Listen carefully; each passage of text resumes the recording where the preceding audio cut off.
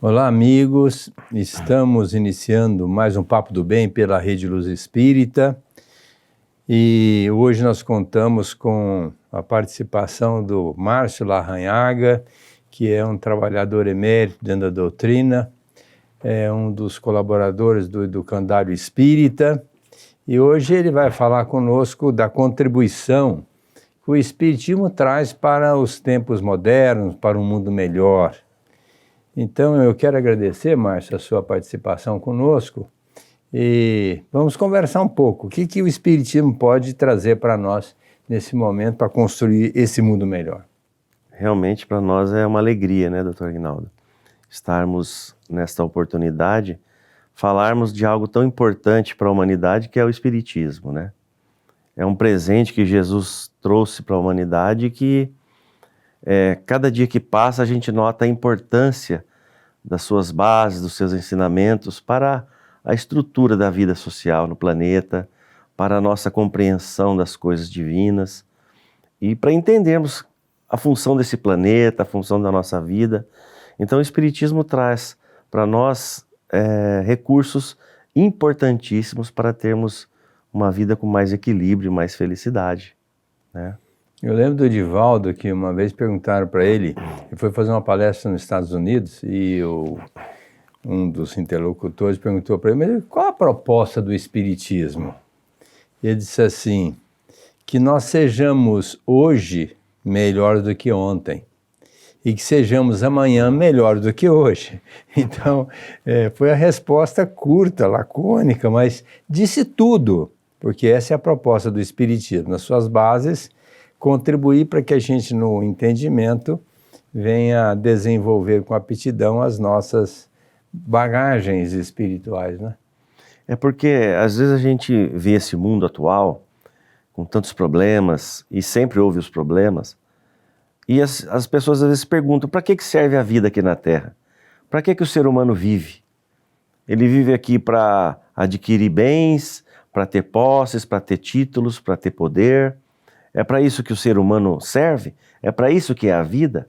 Então, quando o Espiritismo mostra para a humanidade que a vida tem um sentido muito profundo, que é a evolução, ele já contribui importantemente para a evolução das criaturas. É a base para que a gente possa seguir o caminho. Quando a gente sabe para onde vai, a gente já caminha com mais firmeza. O duro é quando você anda sem saber para onde ir. Então nós, espíritos imortais, sabemos que o nosso destino é a eternidade e é a perfeição. E aí começa a grande luta do homem para se melhorar, né? Márcio, a doutrina está alicerçada em 5 pilastras. A primeira delas seria Deus, né? Nosso Pai, o Criador, e que Ele sendo um ser, que é difícil a gente definir se é um ser, né? Seria o Criador, mas vamos colocar essa palavra para didaticamente colocar no nosso raciocínio. Se ele é um ser perfeito, ele detém todas as virtudes. Vamos dizer assim, como é a definição do Livro dos Espíritos, né? Inteligência suprema do universo, causa primária de todas as coisas. Então, esse Pai, que Jesus falou assim, nosso Pai, essa crença nele, eu acho que às vezes falta muito para as pessoas. E quando a gente acredita nele, que ele tem um destino, tem um propósito, a gente fortalece a fé, né? Um outro embasamento seria a comunicabilidade dos espíritos. Se nós não tivéssemos essa ajuda dos espíritos falando da transcendência, da vida que já foi e que vai acontecer aí no futuro pela imortalidade da alma, a gente ficaria aqui no terra a terra. Um outro elemento muito importante é saber que o planeta Terra é um planeta que é um degrau na escada de Jacó, né? Nós estamos aqui nesse degrauzinho, mas nós vamos subir para a perfeição. Um outro elemento que alicerce a doutrina é a lei de causa e efeito. Nós não estamos aqui vivendo como bem entende, sem nenhuma responsabilidade. E a última pilastra é a reencarnação. Porque se a gente não entender que nós somos espíritos reencarnados, fica muito difícil para entender a vida. Por que pessoas têm tantas coisas e as outras não? Então essas 5 pilastras eu acho que se a gente fundamentar na nossa conversa, nosso bate-papo, nós vamos esclarecer muito aos telespectadores o grande contributo da doutrina para o bem-estar do homem, não é? Para você ver. Quando Allan Kardec traz a doutrina espírita através do Livro dos Espíritos, lá ele coloca como uma das questões qual seria o modelo que a humanidade deveria seguir. E aí os Espíritos respondem, vede Jesus. Jesus é o modelo que nós todos devemos seguir. E Jesus, em vários momentos da sua passagem pela Terra, ele mostra que o homem deveria compreender que ele é um ser criado por Deus, com uma capacidade imensa. Tanto é que ele diz, vós sois deuses, né? Trata a gente como irmãos, mostra que Deus é bom. E a partir daí, nós já temos um roteiro a seguir. Jesus nos fala da importância de sermos perfeitos. Esse trabalho, através das reencarnações, é um trabalho concreto, mas a longo prazo, né? Como você é perfeito numa vida como essa? Impossível, né? Não é? Impossível. Impossível. Mas com o processo da reencarnação, nós teremos novas oportunidades. Nesta seremos médicos, na outra policiais, na outra seremos cientistas, na outra seremos agricultores. E com a trajetória infinita da alma, como se forma espírito, a alma quando está encarnado, com essa trajetória infinita, ele vai adquirindo grandeza, experiência, conhecimento e vai se tornando um ser integral. A perfeição está muito longe do homem ainda, mas é um caminho que nós temos que percorrer. Através da reencarnação isso é possível. Sem a reencarnação, ficamos aí imaginando que Deus vai fazer uma gambiarra e quando a gente chegar do lado de lá, após a morte física, nós vamos encontrar um céu prometido que não é bem assim. Através do espiritismo, da comunicação com os espíritos, a gente vê o espírito André Luiz, através de Chico Xavier, mostrando a vida após a morte de uma forma tranquila, brilhante, né? serena. É uma mudança que não tem muita mudança no o corpo físico. Quem lê o livro Nosso Lar vê que a vida é uma continuidade. E após esta vida, continua a nova vida, a vida no mundo espiritual.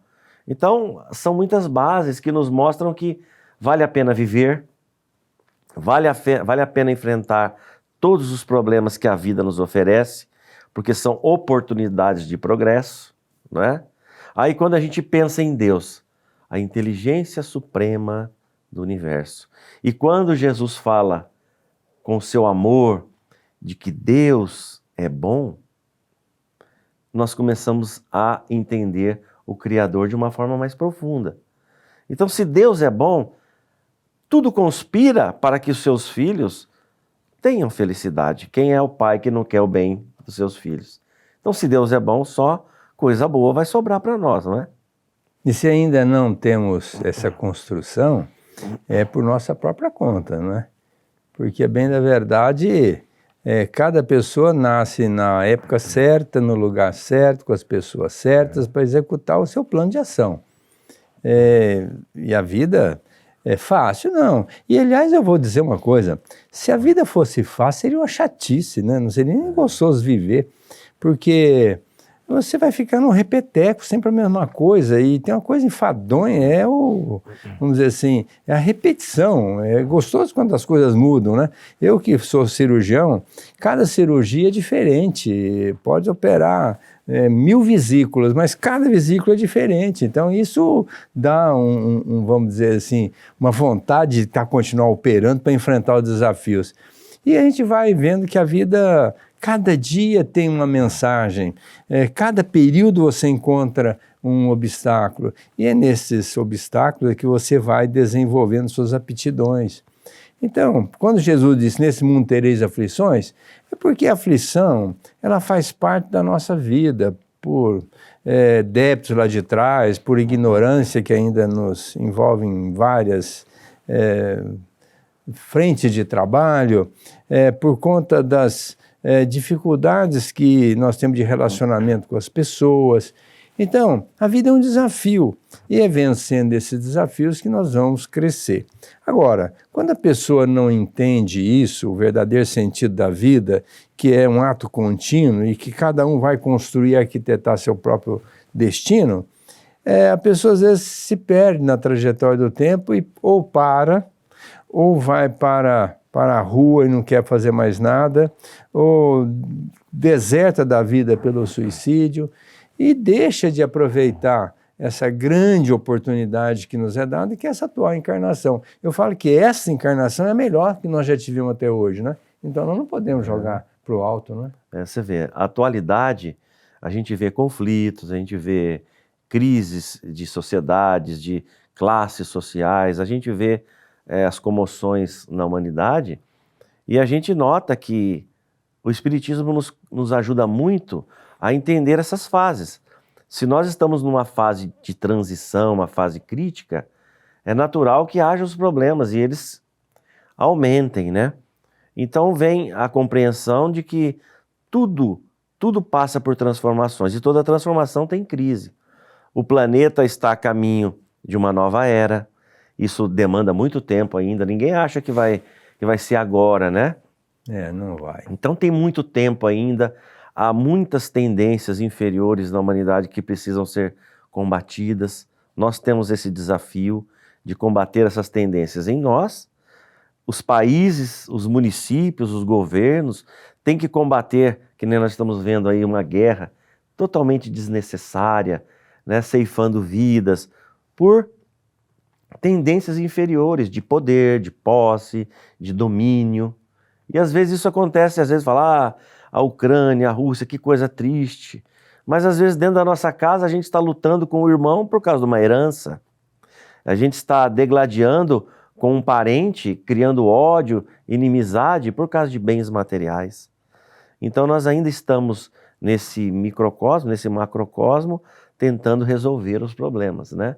Mas o Chico falava numa entrevista lá no Pinga Fogo que a humanidade ia avançar, que a humanidade ia ter descobertas fantásticas no campo da medicina. Hoje a gente já está vendo aparelhos criando órgãos, a coisa está... O senhor tem muita especialidade nisso, mas a gente está vendo que a humanidade está caminhando para a evolução. A bondade de Deus auxiliando o homem a encontrar respostas e soluções para problemas. Então, nós temos toda a eternidade para viver, né? Interessante que hoje eu estava conversando com um colega e ele está em vista de perder um olho. Ele veio falar comigo, eu procurei tranquilizá-lo e falar que isso faz parte da nossa trajetória e que Deus foi tão maravilhoso que se ele, entre aspas, chegar a perder o olho, ele tem um outro, porque às vezes a gente fica questionando por que essa pessoa está passando por isso. Eu falo que ontem, 100 anos atrás, um pouco mais, tinha escravidão. Meu Deus, que absurdo o que se fazia com os escravos, né? Então, nós estivemos lá, reencarnados há 100 anos atrás, um pouco mais, e fizemos absurdidades. E naquela época, tudo bem, comprava seu escravo, era dono, podia fazer o que quisesse. Mas a gente sabe que não é bem assim, nós somos todos filhos de Deus e temos responsabilidade sobre isso. E uma das coisas que a doutrina tem de muito importante, no meu ponto de vista, é você ter méritos espirituais. E segundo André Luiz, o mérito espiritual está na ajuda aos outros. Lembro de uma história que ela é conhecida muito no meio espírita, de um trabalhador emérito da doutrina, e ele era administrador de uma empresa, e ele vivia fazendo o bem. E lá pelas tantas ele colocou o dedo na máquina e perdeu o dedo. E ele ficou tão inconformado com aquilo. E numa reunião mediúnica, ele questionou os espíritos, né? Mas por quê? Eu vivo fazendo o bem e me fazem perder o dedo, né? Aí o benfeitor disse, mas está tudo certo, a misericórdia de Deus. Mas como misericórdia de Deus? Então fazer o bem não adianta? Eu falei, olha, numa outra existência você cortou o braço de um escravo. Era para você perder o braço, mas como você fez o bem, perdeu só o dedo. Agora o Cristo já disse lá, 2000 e tantos anos atrás, que quem com ferro fere, com ferro será ferido. Então, quer dizer, existe uma lei de causa e efeito. A gente precisa ter muito cuidado com aquilo que nós fazemos hoje, porque se hoje nós estamos sofrendo, é por falha do espírito na conduta pretérita, distanciando da proposta de Jesus. Então, se a gente faz o bem, pode minimizar essa pena. Por isso é que o Pedro disse, em alto e bom som, o amor cobre uma multidão de erros. Então, nós temos que amar e servir e amar. Ou seja, fazer o bem. É uma maneira que a gente pode demonstrar o amor e dizer, olha, eu estou mais ou menos a passo com Jesus e tentando seguir a sua caminhada. E fazendo o bem nós podemos minimizar a nossa dor. Ele mesmo, no capítulo 6 do Evangelho, Cristo Consolador, ele fala que o sofrimento nosso é por falha do Espírito, né? Agora, eu noto também que muitas pessoas perdem a esperança. Elas pensam assim, esse mundo não tem jeito, né? Esse mundo do jeito que está, a gente vê a história do planeta, sempre teve guerra, peste, passamos por uma pandemia agora, que foi relativamente leve, né, em relação ao que já aconteceu, mas as pessoas perdem a esperança e dizem assim, esse mundo não tem jeito, não vai mudar, não é fácil. Aí que a gente nota a bondade de Deus, né? E na obra de Allan Kardec, que foi orientada pelos espíritos superiores, na Gênese, lá no finalzinho ele fala da nova geração, da nova era. E ele fala que Deus programou tudo, e Jesus que coordena o planeta, Jesus é o gestor do planeta, né? Então ele programou para a Terra um mundo novo agora com a regeneração. E aí como será isso? Com a reencarnação de espíritos elevados. Muitos espíritos virão à Terra e trarão sua bagagem de amor, de conhecimento, de elevação. Isso fará a contaminação das criaturas pelo bem. Então, tem jeito, o mundo tem jeito, nós temos que ter esperança no nosso país, em outros países, no mundo inteiro, porque é uma promessa da bondade de Deus, não é? Mas, e outra coisa, também você falou em enxertar aqui, trazer aqui espíritos bons, né? Colocar no nosso meio para melhorar a humanidade. E aqueles espíritos também tão comprometidos, definitivamente voltados para o mal, também não vão reencarnar mais na Terra. Isso vai ser muito bom para fazer o planeta evoluir mais rapidamente, não é? Você vê, a gente perde a esperança, perde a confiança, mas os bons, os elevados, não. Você vê, espíritos de alta hierarquia virão à Terra. Eles deixarão as regiões elevadas. Imagine como deve ser a vida de um Leon Denis lá no mundo espiritual, numa região elevada. Deve ser maravilhoso onde eles moram, né? São regiões assim de pureza. Mas eles vão se sacrificar e eles voltarão à Terra, nesse planeta ainda denso, pesado, para nos ajudar. Então, espíritos que nem você disse, inferiores, estarão sendo convidados, né, entre aspas, para outras regiões, outros planetas mais difíceis, e espíritos elevados se sacrificarão para nos trazer essa energia boa que eles trazem, né? Quando a gente fica perto de um Chico, perto de um Tadeu de Araxá, a gente sente uma bondade, uma coisa boa. Você imagina quando eles chegarem, reencarnarem, se tornarem essas crianças do futuro, quanta coisa boa acontecerá, né? Vai melhorando o mundo, né? Então dá para criar esperança, né? Dá para ter esperança. Eu falo que a esperança nunca pode morrer. Dizem que a esperança é a última que morre. Eu não gosto muito dessa frase, não. Eu acho que a esperança nunca pode morrer. Principalmente quando a gente acredita em Deus, acredita em Jesus, que está na proa do barco nos conduzindo, gerindo, como você diz, gestor do planeta. Jesus não está perdido, não. Ele sabe muito bem como fazer as coisas. Agora, ele não vai derrogar uma lei. Lei, vamos dizer assim, de causa e efeito. Se hoje o pessoal lá está tendo guerra, eles vão sofrer as consequências, vão perceber por conta disso que não foi legal. Amanhã não vão mais guerrear. Lógico que a grande parte do planeta não está pensando mais em guerra, isso já é um avanço, já é um progresso. Mas Jesus coloca para a gente que o homem ainda está tão voltado para a materialidade, preocupado em ganhar o pão, em gerir suas necessidades físicas e materiais. Mas esses homens estão esquecidos da tônica da vida, que é o espírito. E precisa trabalhar em cima disso, que é o que vai para a transcendência, na continuidade, é o que vai permanecer, é o nosso espírito. Então, para ser feliz, precisa pouca coisa, não precisa muito. O Chico fala que a felicidade é inversamente proporcional à nossa exigência. Quando você exige muito, você passa a ser infeliz. Quando você exige pouco, você é feliz com pouca coisa. Quantas pessoas que a gente chega assim, e aí, tudo bem? Tudo bem, graças a Deus. Está de idade, está pobre, está passando fome, está pior que faz gosto, socioeconomicamente. Mas a pessoa assim, não, está tudo bem, graças a Deus. Olha que coisa linda, né? É a confiança, é a fé em Deus, essa força que a criatura tem de entender que o Criador é uma força soberana.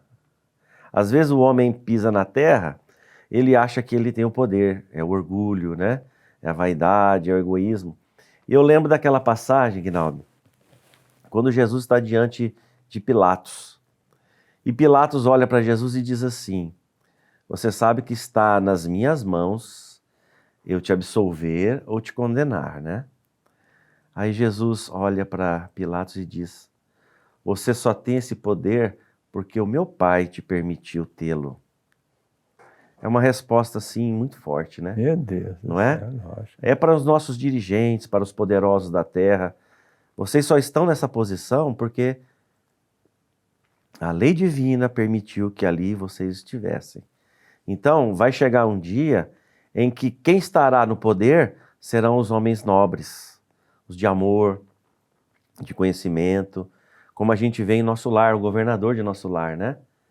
Governa nosso lar, essa colônia espiritual, que nós conhecemos através do Chico, porque ele é o mais dedicado, é o que mais ama, é o que mais trabalha nas suas folgas, socorre as criaturas lá nos campos, nos jardins, nas praças de nosso lar.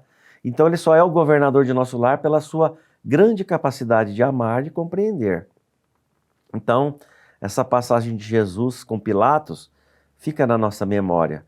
Vai chegar um dia em que Deus só permitirá homens bons governar as cidades, os países e o planeta também a cargo de Jesus, né?